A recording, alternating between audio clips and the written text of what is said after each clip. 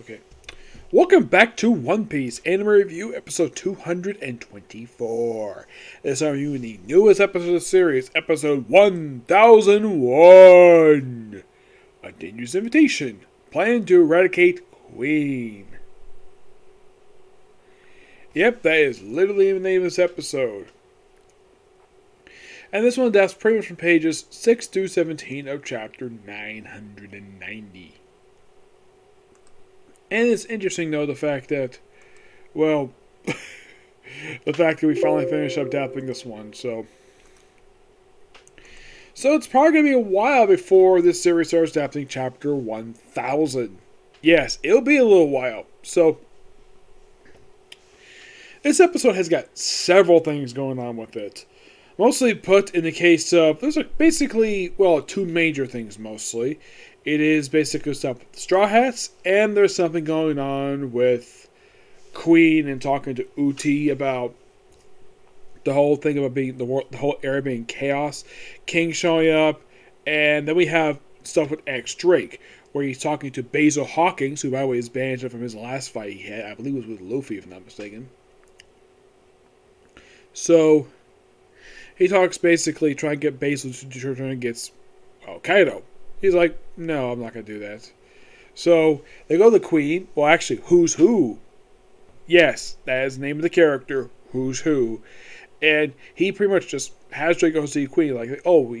And Queen's like, and Who's like, oh, I found the traitor.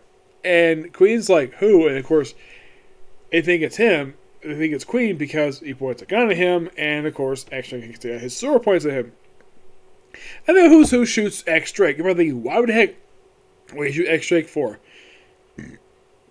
The part of the same group. And they kind of figure out he's a traitor due to the fact he freed Law.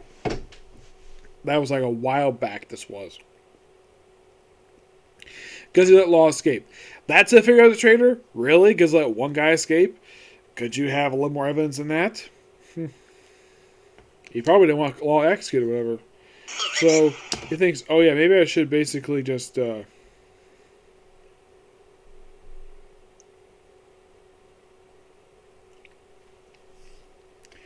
So he proceeds to jump out a window and transform into his dinosaur form, leading to stuff going on with Luffy.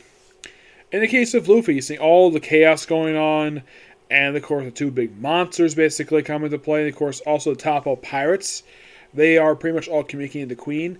Uti, of course, is told to simply, don't worry about basically replacing one of us, just eliminate the Straw Hats.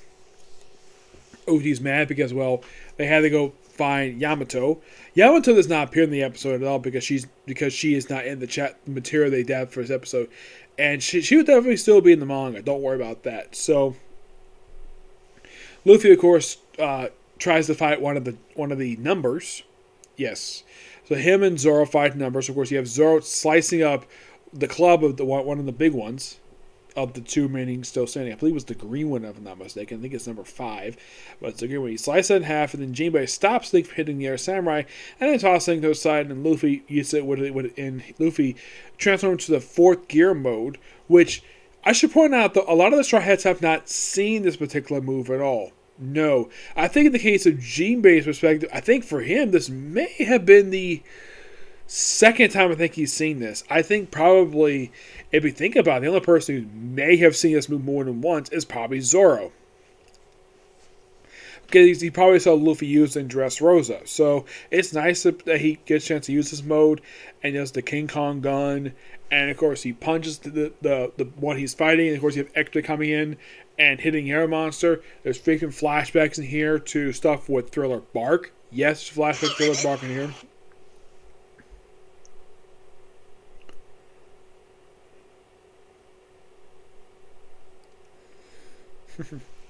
Yep. So flashbacks to that, and then of course beat the monster.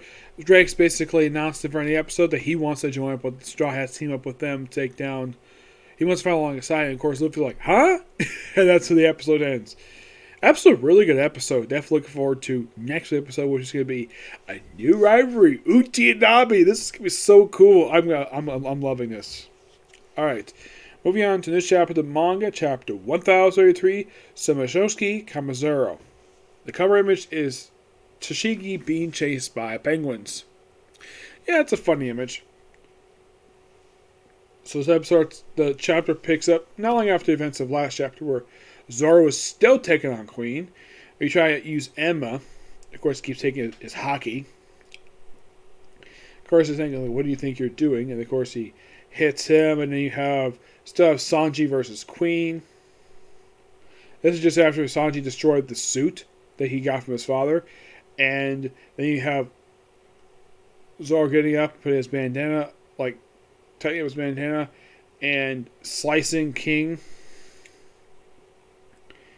who then transforms into his pterodactyl mode, despite the fact he's injured. And then, of course, then we have Zoro basically shooting up blood, and then of course he starts falling with one of his swords. Then we kind of have a flashback to some guy he met.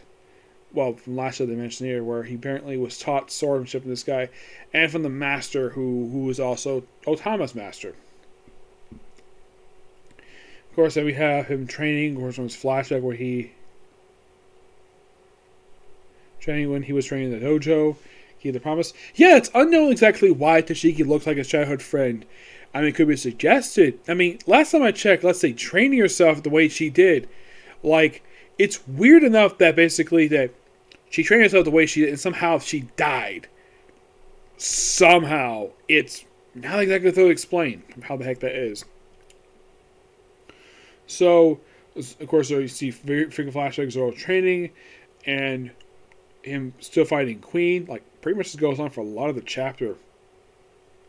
And then we see that old man, who apparently used to be in the Navy, taught Zoro swordsmanship, gave him some swords. Probably some of his early swords he has. And then we have him transforming the sword Enma to a little more dark of a blade. And he admits basically Luffy is his best friend. He says, "Do you intend to be king?" What? That's right. I got a promise to be a captain and my best friend. Yep. And that's pretty much the chapter in a nutshell. It's definitely a good chapter.